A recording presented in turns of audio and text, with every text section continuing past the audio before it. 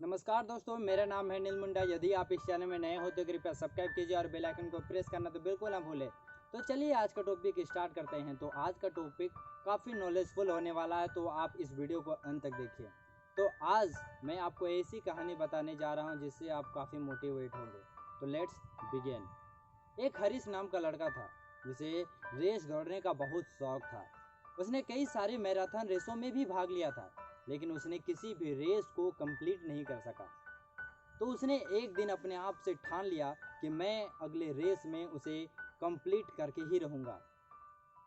अब वह रेस आ गई और वह रेस दौड़ना भी प्रारंभ किया।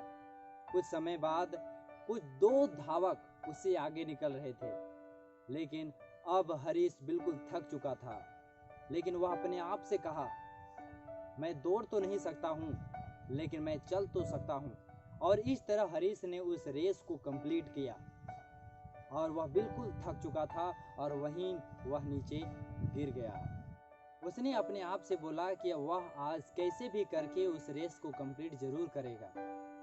उसने जिद पकड़ी और वह लड़खड़ाते हुए खड़ा हुआ और रेस को कंप्लीट किया। माना कि वह रेस में हार चुका था, लेकिन उसका विश्वास आज शर्म से पार था, क्योंकि उसने आज तक कोई भी रेस उसने कंप्लीट नहीं की थी।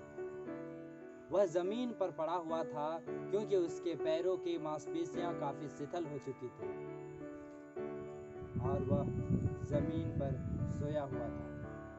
दोस्तों, इसी तरह की गलती हम अपने लाइफ में भी करते हैं। जब कभी भी कोई परेशानी आती है तो हम विचलित हो जाते हैं और उस काम को करना छोड़ देते हैं, या फिर हम उस काम को करते नहीं। यदि आप एक स्टूडेंट हो और हर दिन आप 10 घंटे पढ़ते हो और किसी कारणवश आप उस दिन पढ़ते नहीं हो, लेकिन किसी कारणवश किसी तरह आप 5 घंटे भी निकाल के पढ़ते हो,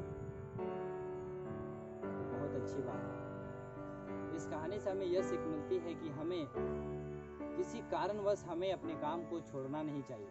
लगातार हमें उस काम को करते रहना चाहिए जिससे हमें आगे बढ़ते चले। यदि इस वीडियो से कुछ नॉलेज मिली हो तो कृपया लाइक कीजिए, शेयर कीजिए, कमेंट कीजिए, सब्सक्राइब कीजिए। सब्सक्राइब के साथ साथ बेल आइकन को प्रेस करना